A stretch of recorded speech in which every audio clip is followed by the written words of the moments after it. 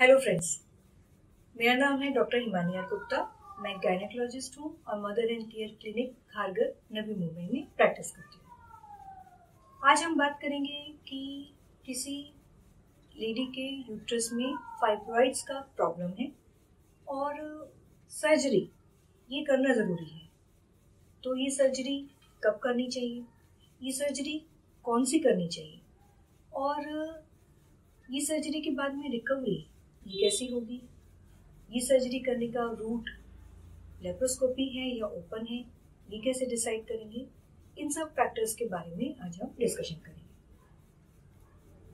तो सबसे पहले ये देखना होगा कि जिस लेडी की सोनोग्राफी में फाइब्रॉइड्स की प्रॉब्लम यूट्रस में आई है उसकी एज क्या है।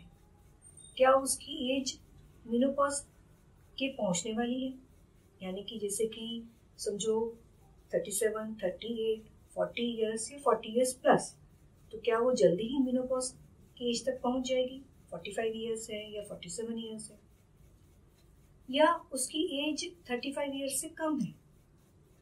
इसके बाद ये देखना होगा कि चाइल्ड बियरिंग ये कैसा है, क्या उस लेडी की फैमिली कंप्लीट है या उनको सिर्फ एक ही बेबी है और उनको एक और बेबी चाहिए, या उनके पास में एक ही बेबी है और अब उनको और बेबी नहीं चाहिए, चाहे एज कुछ भी हो। ये फैक्टर हमारे डिसीजन को इफेक्ट करता है।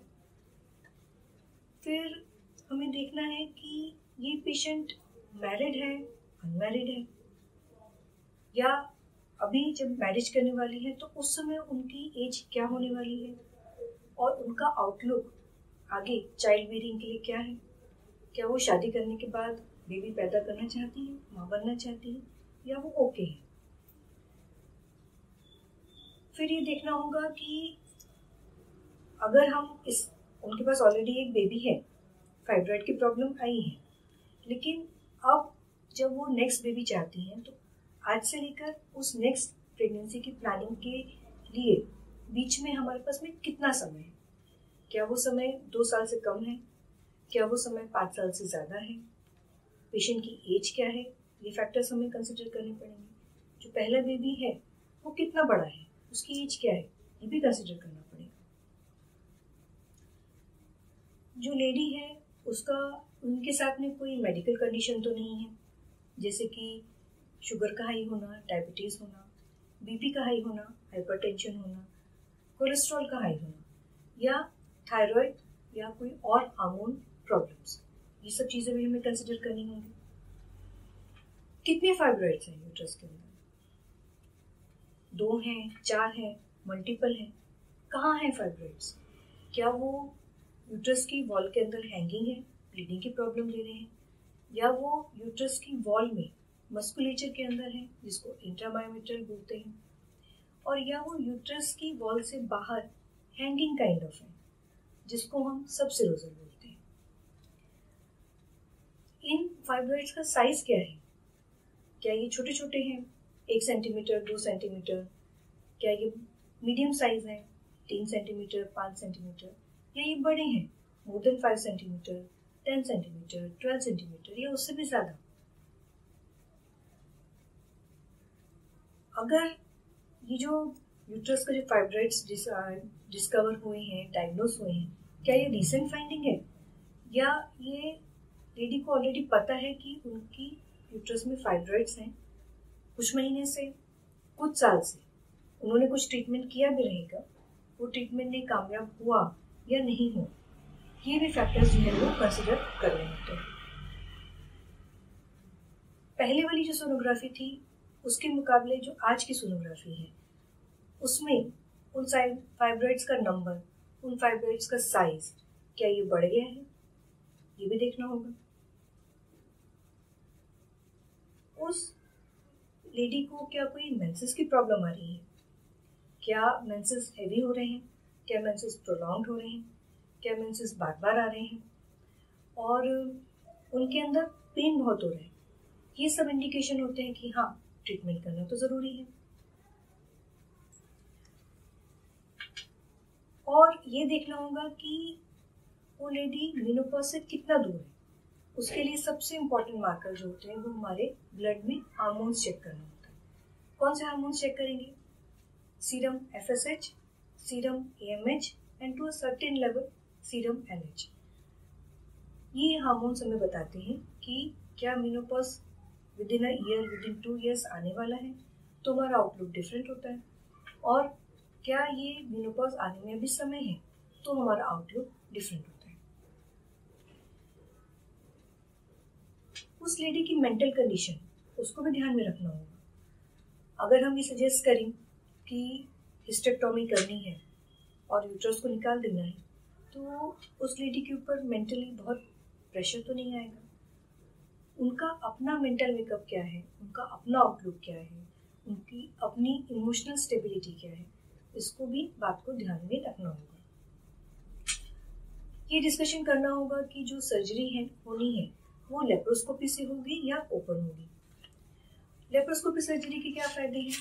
लेप्रोस्कोपी सर्जरी में मिनिमली इन्वेसिव है, रिकवरी फास्ट होती है और 2 से 3 दिन के अंदर ही हम पेशेंट को डिस्चार्ज के लिए रेडी कर देते हैं। लेकिन कुछ लिमिटेशंस भी हैं, जैसे कि अगर बहुत बड़े बड़े फाइब्रॉइड्स हैं तो बेटर होगा कि ओपन सर्जरी की जाए। हालांकि स्कार तो बड़ा आएगा, लेकिन जो इंट्रा ऑपरेटिव प्रॉब्लम्स हैं वो कम होंगी।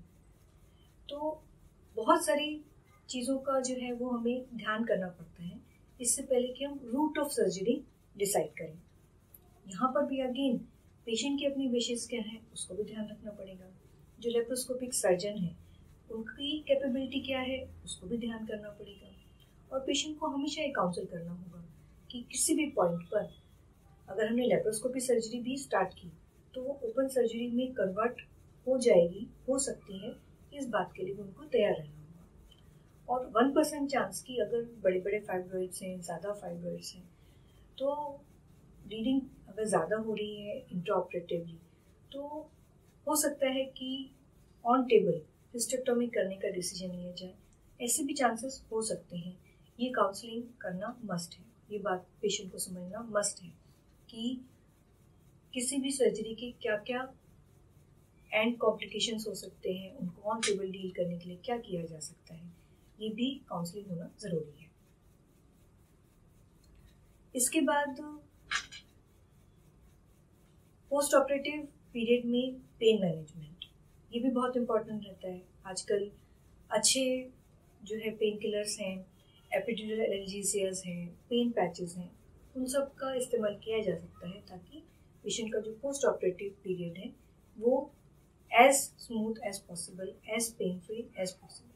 देखिए बिल्कुल नॉर्मल लगेगा ऐसा तो नहीं होने वाला, इतना बड़ा ऑपरेशन हुआ है ना, लेकिन फिर भी पेन को बहुत हद तक कंट्रोल में किया जा सकता है। And with in 24 hours patient बहुत कंफर्टेबल फील करेगा।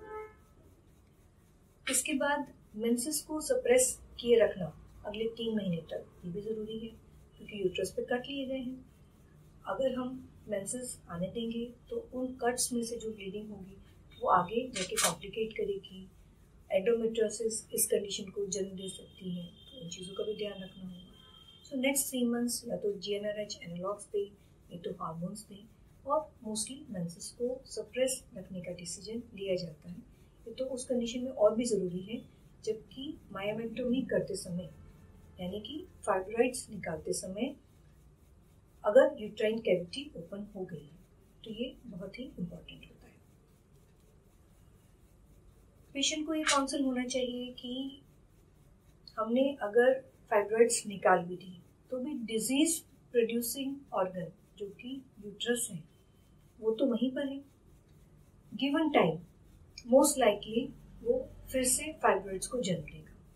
अभी वो कितना समय है ये कोई बता नहीं सकता, लेकिन थोड़ा हिस्ट्री देख के हम अंदाज़ा लगा सकते हैं कि अगर फाइब्रॉइड्स जो अभी निकाले हैं वो बहुत धीरे धीरे ग्रो हुए, तो हो सकता है अगर पेशेंट की एज 40-42 है तो वो दोबारा ग्रो होने से पहले पेशेंट मेनोपॉज को पहुंच जाए, तो शायद से हमें रिकरेंस को ना फेस करना पड़े, लेकिन चांसेस रिकरेंस के तो रहेंगे।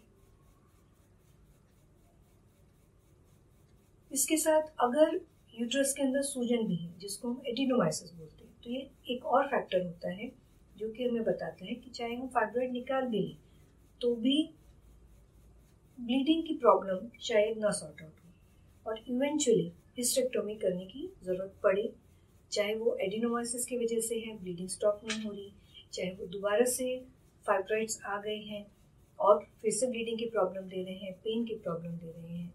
तो 50% केसेस के अंदर ऐसा देखा जाता है कि वापस से सेकेंड सर्जरी करके हिस्टेक्टोमी करना पड़ेगा अगर प्राइमरी इंडिकेशन ब्लीडिंग, पेन इनकी थी।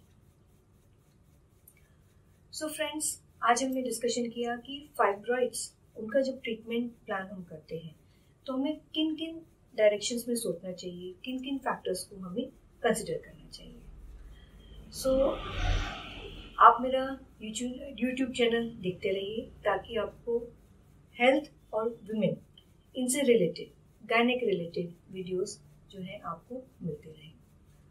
Share, like and subscribe. Thank you.